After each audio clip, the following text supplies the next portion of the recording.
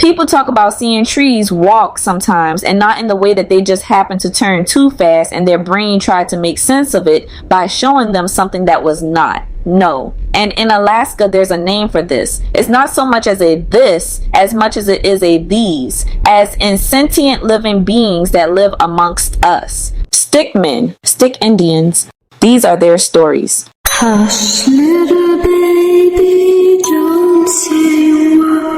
This is a conspiracy channel. Welcome to the Hush Channel.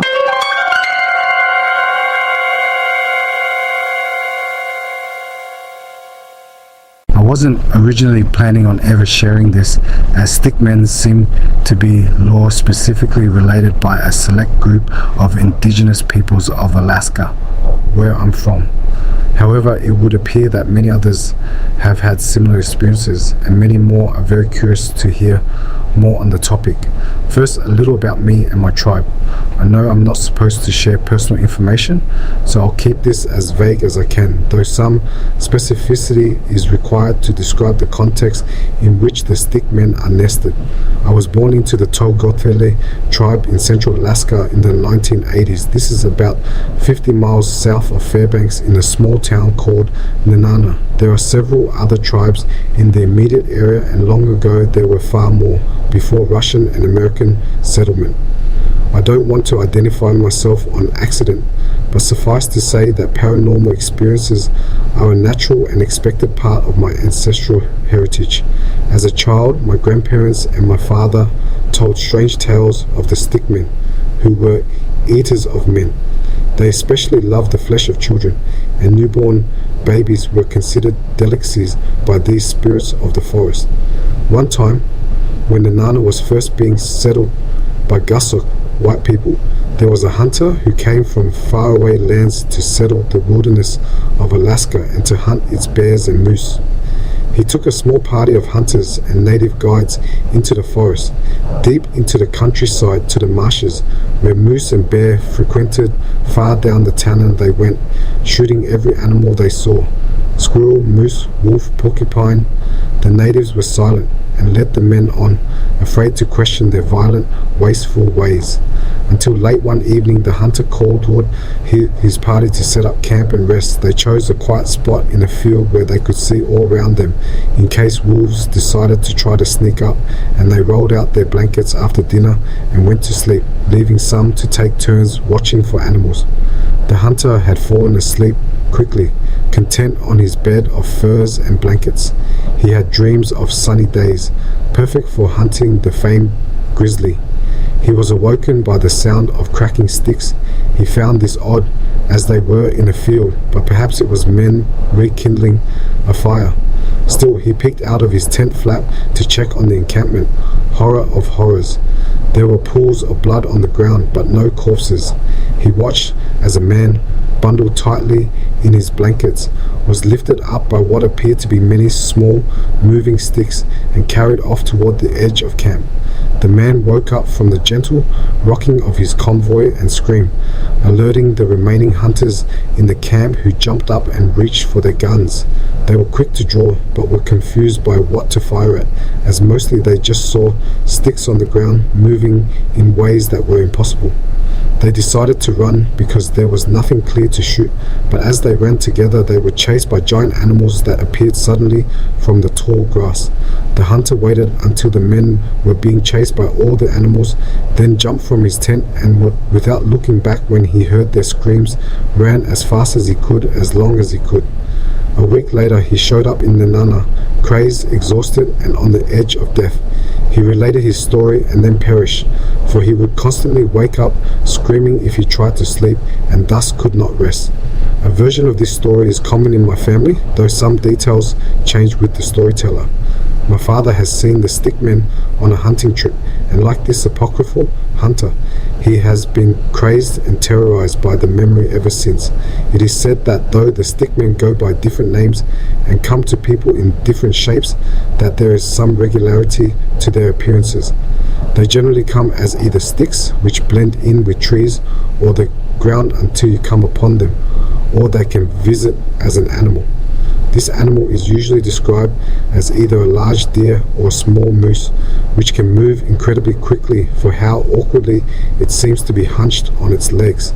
They appear as pale or white animals, and though they usually do this to intimidate men and women, they are hungry beings who feast on the unwary. Seeing a stickman, one may be haunted for years or their entire life afterwards, but in some cases it is considered good luck, as if a stickman is uninterested in you, it means that you have powerful ancestors surrounding you. You can usually anticipate the arrival of a stickman, as the entire forest will go quiet around you for as long as they are in the vicinity, and sometimes they will speak to you and to each other. When this happens, they sound like a raspy whisper, mixed with the rattling of dry willow branches, a light chattering. Do not camp where the forest is silent, and do not look into the eyes of stickmen, for they will drive you mad with fear. I have never seen these spirits personally, at least I can't be sure. My only experience with one potentially happened outside of Carson City, Nevada. I was driving alone in a big Ford pickup late at night when I noticed what originally I took to be a deer on the side of the road. This was no deer. It ran like a dog or cat, staying close to the ground in a liquid motion, whereas deer will bounce or gallop as they run away.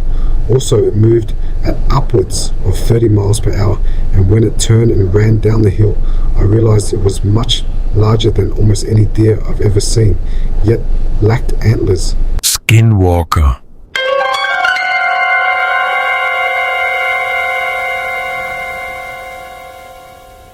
In the vast interior of Alaska, among the Athabascan peoples who live around the Yukon River, the Tanana River, and through dense boreal forests stretching from Fairbanks toward the Canadian border, stories tell of the stick people. These beings inhabit the deep woods, watching silently from between slender birch trunks and towering spruce. They are thin, quick, and nearly weightless, moving through the forest with eerie precision. The stick people are believed to be an ancient forest race whose origins predate the formation of human clans. Some stories say they were made when the first trees took root, and that their lives are tied to the lifespan of the forest itself. They are not tree spirits, but people of the trees, moving silently between roots and branches with bodies adapted to the dense woods. Their limbs are thin and flexible, allowing them to hide in places no human could reach. They live in small bands and avoid contact unless they sense disrespect, trespass, or spiritual imbalance. Athabascan stories emphasize that these beings have their own sense of justice, and that when they intervene, it is because a human has violated an ancient law. They are described as watchers who maintain the boundaries between the human world and the deeper wilderness. Their abilities include mimicking voices flawlessly, altering a person's sense of direction, and inducing dreamlike states that confuse time. Travelers walking near the Tanana Flats or the endless forest north of the Alaska Range often hear the soft crack of a branch or a quick patter of footsteps behind them. The stick people lead wanderers astray by subtly shifting the landscape around them. Many who vanished in the woods were said to have followed what looked like a child until the forest swallowed them completely. Some returned days later with blank memory and confused speech. Others disappeared forever.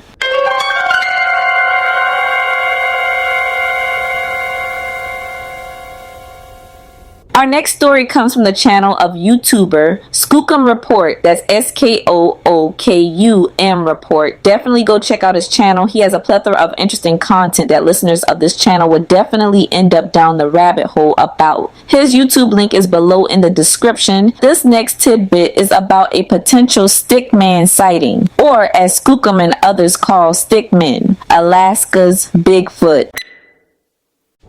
I was talking to a gentleman online from Alaska that he wrote down his encounter story for me and said I could share it on the channel with you guys, and that's what I'm going to do right now.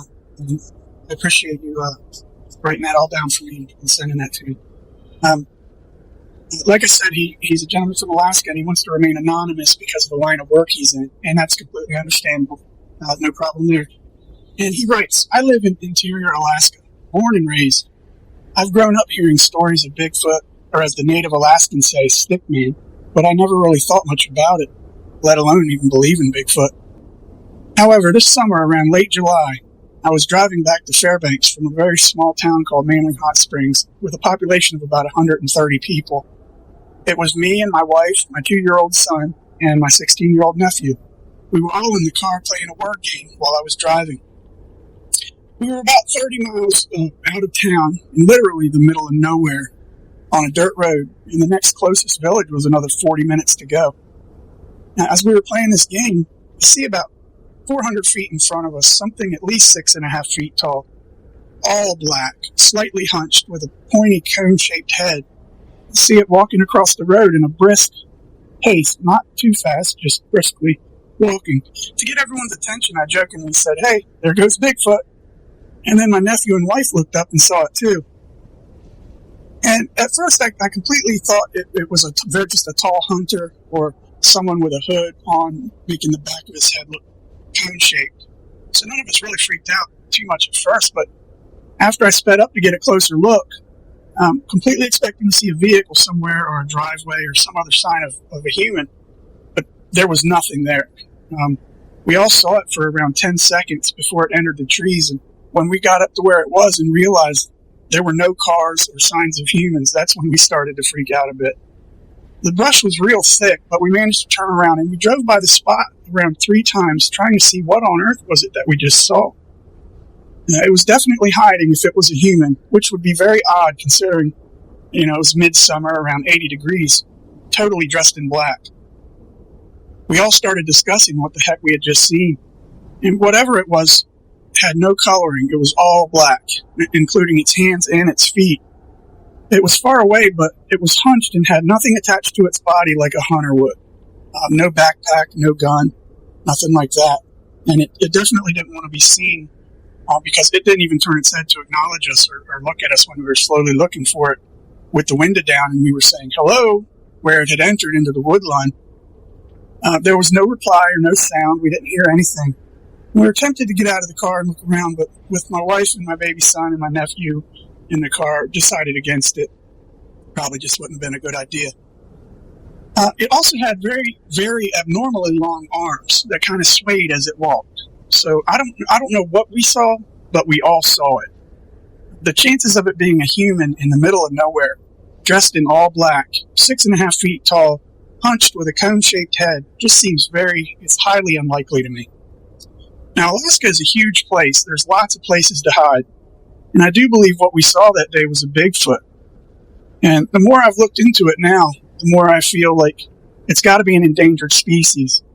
But there has to be enough of these creatures for them to have been seen all over. I found out also that there are a lot of other sightings in Alaska. It's just annoying because you can't just tell anyone about this kind of stuff. It's just because it's so hard to believe. I admit that, but the 3 of us saw this thing, and we know that what we looked at that day was not human. Since July, I just can't stop thinking about this and what we all saw. I just want some kind of answers. And I think they're probably a smart species. Probably, if I had to guess, I'm thinking maybe only around 2,000 of them in North America. I've done a lot of thinking about this. And I know they don't want to be seen. And also, in hindsight, one of the scariest things was that we had camped the night before, only around 30 miles from where we saw it the next day. And I didn't even remember to bring my gun with me on that camping trip. So I am just very grateful that nothing happened. There was no confrontation or anything like that. And also, the Bigfoot that I saw, it matches almost every other account, except the one I saw was fairly skinny compared to Patty in the Patterson and Gimlin film. You know how Chewie looks in Star Wars? He's still muscular, but just a lot skinnier than Patty, or a lot skinnier than some of the other people as they describe Bigfoots. The one we saw was very tall, muscular, and skinny, but it definitely wasn't skinny like a person.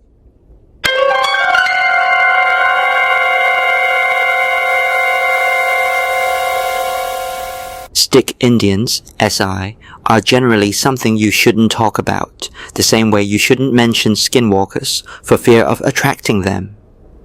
That being said, I feel safe in my cabin enough to share what I know.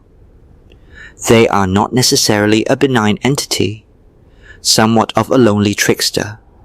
Their goal is to lure either adults into the forest to become eaten, or children in order to become new stick Indian. As in, they are unable to reproduce and become a type of shapeshifter or interdimensional being like Bigfoot. They are scary enough that you should not bring them up in conversation because some people take these stories seriously and can get severe anxiety even if you don't. I've had my own experiences with stick Indians, and I've heard a Salish friend's experience with a pair, and another friend's experience after they sought one out over the course of a few months. Eventually, that friend was found dead in the forest, while another Seal X guy I picked up hitchhiking said he was lured down an alley in Nelson, BC by one, and lost his soul, but lived. My experience was on Salt Spring Island, with a pair who were about 3 to 4 feet tall. They looked like solid black figures with no definition, as if someone had hole-punched the fabric of reality, frolicking quickly through an overgrown clear cut. They had pointy limbs and cone heads, and pointy joints and limbs. They had what looked like spikes growing out of their shins and forearms. They jumped high and ran quickly. I had just woken up while camping, and they were calling my first name that I don't use. My feet started moving and following them before my mind caught up. They were roughly 80 to 100 feet away, but I only moved a few steps and I started feeling less enchanted. So I stopped and turned around and didn't think much of it or have a name to attach it to until about 15 years later. Mostly, I wasn't convinced that it had even happened. But I remember seeing these two little people, and my memory of the event has stuck with me. A friend of mine and I had a shared love for cryptids and spooky stuff. We were in a part of British Columbia with a lot of Bigfoot sightings, and liked to mull facts and stories about Bigfoot. We lost touch after a road trip, and about a year later, she was found in the forest, hanging from a noose. I attended her memorial and heard she had been following these bush tunnels in the forest. They were about 2 to 3 feet tall. The bushes grew in curves, and she would crawl on all fours seeing where they would go. I heard she had told people that she was looking for a cryptid. So I went on Reddit and read as many anecdotes about forest creatures that were associated with suicide over the course of 16 hours, likely to process my grief. I found the name of a cryptid called a Walking Sam, which is a type of stick Indian. But this stick Indian is a 7-foot-tall man who wears a top hat and manipulates young people into committing suicide on Pine Ridge Reservation. He carries and traps the souls of his victims. Circling back to my friend who had passed, we had a mutual friend that I ran into after the memorial. This mutual happened to be the best friend of the departed. I asked her if our friend had shared information about their mission to hunt down this cryptid apparently lurking in the forest, without mentioning it by name, and the living friend said the departed friend had said she was searching for a Walking Sam. I was stunned and conflicted that maybe my friend had been under an enchantment before she hanged herself. Not too long after she had killed herself, there were a couple more suicides in that forest. Now, because Walking Sam is in the Dakotas, who knows, maybe this was a buddy of Sam's, like an Ambling Fred or something. Another friend had his experience with a pair as well, only he was further north and inland. He was staying in a fire lookout, and was very remote and high off the ground. As he was trying to sleep one night, he noticed a whistle that sounded like it was coming from a person that was standing right outside his window. Then he would hear another whistle 100 or so feet away respond. So this call and response was going on outside his window between two people. But he was in a fire lookout, so nobody would be standing outside his window unless they were at least 20 feet tall. Not only that, but he said as he stirred, he felt eyes on him coming from his window, but he was facing away, so he just pretended to sleep. Incidentally, some stick Indians can be very tall as a hydropole they say, and just as skinny. If you feel yourself being followed walking down a lonely highway and you turn around and see nothing but the natural landscape, there could be a stick Indian hiding behind a tree or hydropole. Then there is the hitchhiker I picked up recently, who said 20 years earlier he had been in Nelson and had been lured down an alley by a stick Indian. The guy ate his soul, and from then on he had bad luck and was all alone and couldn't get sober. Funny thing is, he had been alright as a passenger until he brought this story up. After that, he started getting real loopy after the sun went down, and I had to kick him out of my car. The weirdest part of this last anecdote is in the parking lot where I got rid of him. There was this weird dog walking in circles all by itself under a street lamp like it was waiting for him. The guy was actually terrified and said the stick Indian would get him and didn't want to get out of my car, but he also insisted on sleeping in my bed, which is freaking weird. So obviously I was like, get the fuck out and think happy thoughts. I felt bad and went by the parking lot the next morning to find the guy and give him $20 if he was still there, but he was gone. Who knows what happened to him? So, my take is that stick Indians are bad news. I thought they were lonely, but now I see them as soul eaters that embody the shadows. I don't know why some are tall and others are short, but I suspect that when they are first started as children, they are small, but over time get tall and thin.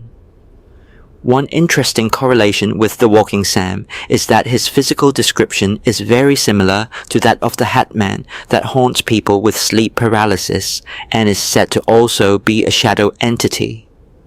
It's possible that stick Indians are a type of shadow people, and they come in all shapes and sizes. The stick Indians are described as a dangerous and mysterious group said to live across a vast stretch of forested mountain regions in North America, extending from the Cascade Mountains of the Pacific Northwest all the way to the eastern side of the Rocky Mountains. This is not a small or isolated area. The Cascades run through Washington, Oregon, and into British Columbia, while the Rocky Mountains stretch from northern Canada down through the United States into New Mexico. Altogether, this creates a continuous north to south range of roughly 3,000 miles, or about 4,800 kilometers, and an east to west spread of several hundred miles depending on the region. Within this massive expanse of wilderness, dense forests, alpine terrain, and remote valleys, the stories of the stick Indians appear again and again. They are not known by just one name. In fact, nearly every tribe within this range has its own name for them. Among the Yakima, whose lands are rooted in what is now south central Washington within the Cascade Range, they are called Stay-Yahama. The Arapaho, historically associated with the Central Plains and areas near present-day Wyoming and Colorado along the eastern edge of the Rockies, refer to them as Hisesitahi. The Nez Perce, whose traditional territory spans parts of Idaho, Oregon, and Washington, call them Itzitayaha. These regions alone already span hundreds of miles apart, yet the descriptions remain strikingly similar. Beyond those groups, the same beings are recognized among the Omaha and Oto of the Great Plains, the Crow of present-day Montana and Wyoming, the Hidatsa of North Dakota, the Lakota of the Northern Plains stretching across South Dakota and surrounding areas, and the Wishram Sioux. When mapped out, these tribes form a cultural and geographic corridor that stretches across the northwestern and central United States, covering well over 1 million square miles. Despite the variation in names, the descriptions point back to the same type of being, often grouped together under the term little people. These beings are said to inhabit the deep, rugged forests and mountainous terrain within this entire region. They are associated with thick, tangled woodland areas, places that are difficult to navigate and often far removed from human presence. Their lodges are believed to exist in remote timberlands, steep valleys, and heavily forested mountain slopes. Their size is not consistent across accounts. In some traditions, they are described as being as large as a normal adult human, while in others they are said to be extremely small, sometimes only around 18 inches tall. Their way of communicating is unusual. Instead of speaking in a recognizable human language, they imitate the sounds of animals and birds. They are primarily active at night, remaining hidden or inactive during the day. Because of this, sightings are rare and typically occur under the cover of darkness. One of the behaviors most commonly associated with them is something referred to as a stick shower. This is when they throw or push sticks into shelters, lodges, or camps where people are resting. This activity often targets individuals who are traveling late or who have not yet made it back to camp. Those who become lost or separated from their path are especially at risk. A person may begin to hear a sound such as a whistle somewhere ahead of them. If they follow it, the sound may continue briefly before suddenly appearing behind them or in another direction. No matter where they go, the sound seems to move, creating confusion and leading them further off course. Once a person becomes overwhelmed, whether through fear, exhaustion, or falling asleep, that is when the stick Indians are said to act. When the person regains consciousness, they may find themselves without clothing, restrained with leather bindings, or taken away into the forest entirely. The Nez Perce are an indigenous people of the Pacific Northwest whose traditional homeland spans a wide and varied region across what is now north-central Idaho, northeastern Oregon, and southeastern Washington. They refer to themselves as Namipu, meaning the people. The name Nez Perce, which translates from French as pierced nose, was given by early French traders and does not accurately reflect their cultural identity, as nose piercing was not a defining practice among them. Their homeland sits within the Columbia River Plateau, a vast geographic region formed by ancient volcanic activity. This landscape is defined by expansive grasslands, deep river canyons, forested mountains, and fertile valleys. Major waterways such as the Snake River, Clearwater River, and Salmon River run through this region, carving out steep terrain and creating natural corridors that have long supported movement, trade, and seasonal living patterns. The scale of this territory is substantial. From north to south, Nez Perce lands historically extended approximately 250 to 300 miles, or about 400 to 480 kilometers. From east to west, their range covered roughly 200 miles, or around 320 kilometers. Rather than existing as a single centralized settlement, this area functioned as a network of seasonal locations. Communities would move throughout the year based on fishing, hunting, and gathering cycles, often establishing villages near rivers during salmon runs, which were central to their way of life. The terrain itself is diverse and often rugged. Open plains gradually transition into dense forests and mountainous regions, particularly near the Bitterroot Mountains along the Idaho-Montana border. These forests are characterized by thick timber, uneven ground, and limited visibility, especially in lower light conditions. The environment can feel both expansive and enclosed at the same time, with long stretches of remote land and few clear markers for navigation. Historically, the Nez Perce were known for their horsemanship, mobility, and deep knowledge of the land. Their location placed them along important trade routes, allowing interaction with neighboring tribes across the plateau and into the Great Plains. This positioning contributed to a strong network of cultural exchange while still maintaining a distinct identity tied closely to their environment. Today, the Nez Perce tribe is federally recognized and primarily based in Idaho, with its headquarters in Lapwai. While modern boundaries have changed, their cultural connection to this land remains deeply rooted. Their history, traditions, and way of life continue to reflect a long-standing relationship with a landscape that is both geographically expansive and environmentally complex. In 1954, Lucy Armstrong of the Nez Perce shared stories that had been passed down to her by her father and other elders. These stories were later included in Ella Clark's Indian Legends from the Northern Rockies. Armstrong described the Stick Indians as wearing deer skins wrapped around their bodies and living deep within wooded areas. Her account also included the idea that they could make themselves invisible by using a specific type of grass. In other situations, they remained visible, but were still difficult to distinguish because of how well they blended into their surroundings. They were also known to imitate animal sounds, such as owls or coyotes, making it nearly impossible to tell them apart from actual wildlife. Across multiple tribal accounts, including those of the Arapaho and Nez Perce, the Stick Indians are described as extremely strong. One story tells of a man who claimed to have seen one carrying a calf under each arm with no apparent struggle. Another story, passed down through Armstrong's family, involved her father as a child. He was staying at a hunting camp with relatives when a storm came through. His uncle warned him to cover his face because a strange visitor was approaching. Despite the warning, he looked. What he saw was a small figure with very small eyes, a wrinkled face, and long, unkempt hair. The figure wore only a deer skin around its waist. The uncle fed the being, giving it deer meat and salmon, and allowed it to leave peacefully. However, the next morning, the boy's face was swollen, which was understood as a consequence of having looked at the visitor. References to these beings are not limited to oral traditions.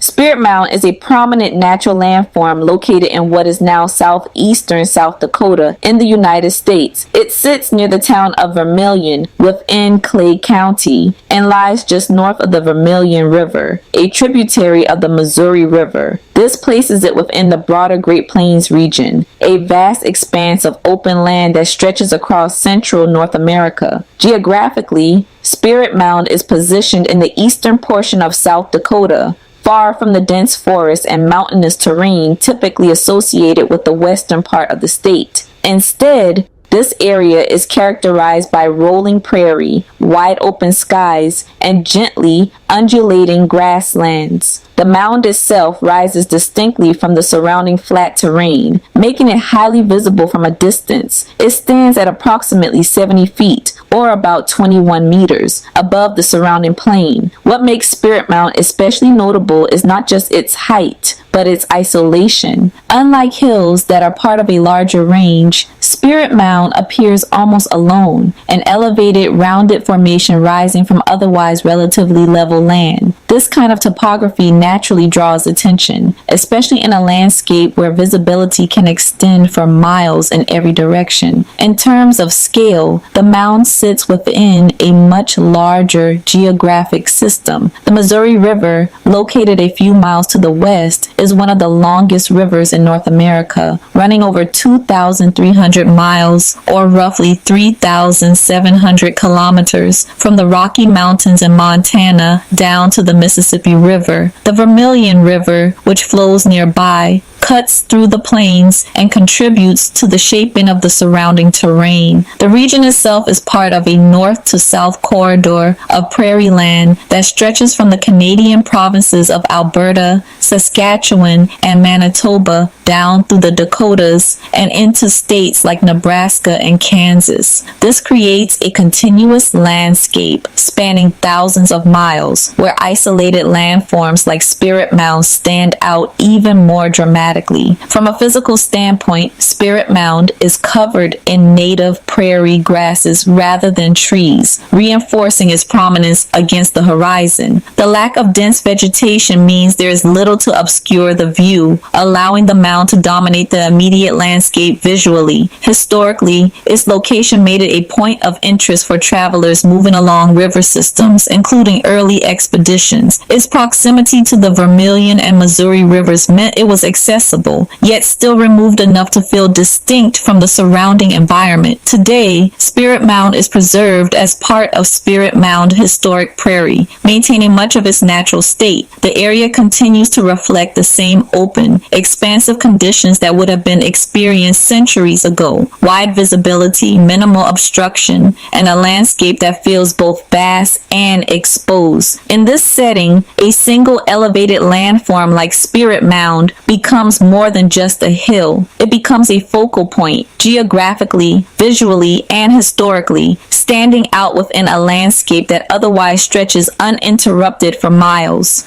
It is modernly referred to as the Mound of Little People or the Mound of Little Devils. One of the earliest written accounts comes from 1804 during the Lewis and Clark expedition. While traveling near what is now South Dakota, they encountered stories about a location known as Spirit Mound. Meriwether Lewis recorded in his journal that the beings associated with this place were described as devils with large heads, standing around 18 inches tall and extremely alert to anyone entering their territory. Local tribes, including the Omaha, Oto, and Sioux, reportedly avoided the area entirely due to fear. According to these accounts, the beings carried arrows capable of striking from long distances and would kill anyone who approached too closely. The level of fear was so intense that entire communities refused to go near the mound. Further accounts from the Lakota describe a group of around 350 warriors who approached the mound during the night. Most of them were killed, and those who survived were left permanently disabled. The Crow described the Stick Indians as small in size, but possessing immense strength. They were said to be capable of killing elk with their bare hands and carrying them away over their shoulders. They were also described as being able to remove the heart of a horse, reinforcing their reputation as powerful and dangerous. In addition to their strength, they were known for their behavior. They were described as troublemakers who would steal children, food, medicine, and tobacco. They were also considered highly vengeful, sometimes targeting entire families over minor offenses. At the same time, they were believed to be intelligent. Some accounts state that they were able to create stone arrowheads, which were seen as more advanced compared to the bone tools used by others. Because of both fear and respect, people would leave offerings for them at specific locations, often referred to as medicine rocks. These offerings included items such as beads, cloth, arrows, knives, and tobacco. Leaving offerings was seen as necessary for safe passage through areas where they were believed to live. In some cases, offerings were also thought to bring good fortune in hunting or fishing. Descriptions of their appearance suggest that they can take on different forms or conceal themselves. They may appear as sticks or blend into the forest floor, remaining unnoticed until someone comes close. In other instances, they are said to appear as animals, such as deer or small moose, moving in ways that seem unnatural given their physical form. Their presence is often associated with a noticeable change in the environment. The forest may suddenly become completely silent. People may also hear whispers that sound like dry branches moving, or distant noises resembling laughter or gatherings. These sounds are believed to serve as a way to draw people deeper into the forest. Once a person follows these sounds, they are more likely to become lost and eventually encounter the Stick Indians. Some traditions suggest that simply seeing one can leave a lasting psychological impact, with individuals feeling haunted long after the experience. Other beliefs suggest that if a Stick Indian shows no interest in a person, it may indicate that the person is protected by powerful ancestors. One of the more disturbing elements of these stories involves reproduction. Some accounts claim that the Stick Indians maintained their population by taking children and raising them as their own. Other versions describe more violent methods involving pregnant women, where unborn children are taken. These beliefs are not considered by all to be stories of the past. Many indigenous communities believe that these beings still exist in the present.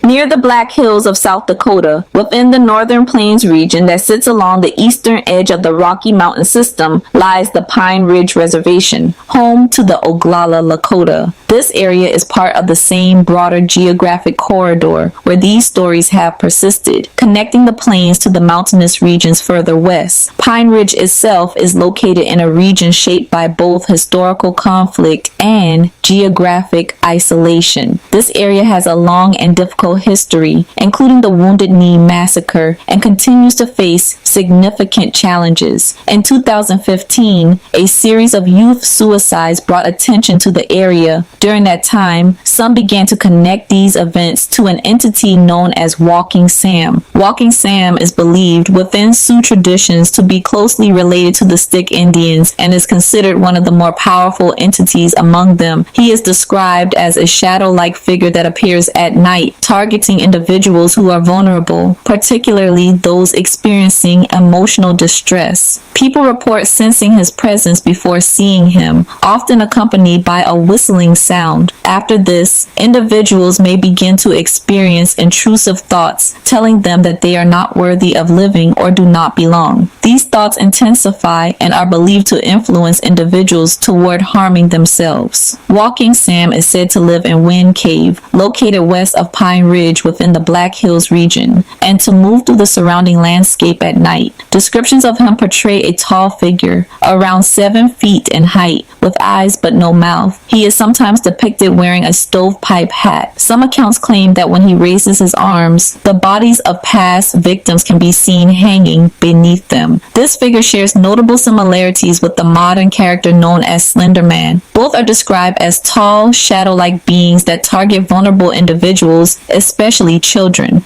Because of these similarities, some believe that modern stories like Slender Man may be influenced by or derived from older traditions such as those surrounding Walking Sam and the Stick Indians. Taken together, these accounts form a body of belief that has persisted across an enormous geographic range and across generations. Whether understood as literal beings, symbolic warnings, or something else entirely, the consistency of these descriptions across tribes separated by hundreds or even thousands of miles suggests that these stories serve a deeper purpose. The question that remains is whether these accounts are simply stories passed down over time, or whether they reflect something that has been repeatedly experienced, interpreted, and preserved across cultures and generations. Stick Indians is an English euphemism, saying the actual Salish names of these beings in public is considered to be provoking their attacks in some tribes, a belief many Native people still adhere to today, choosing to refer to them only in English, if at all.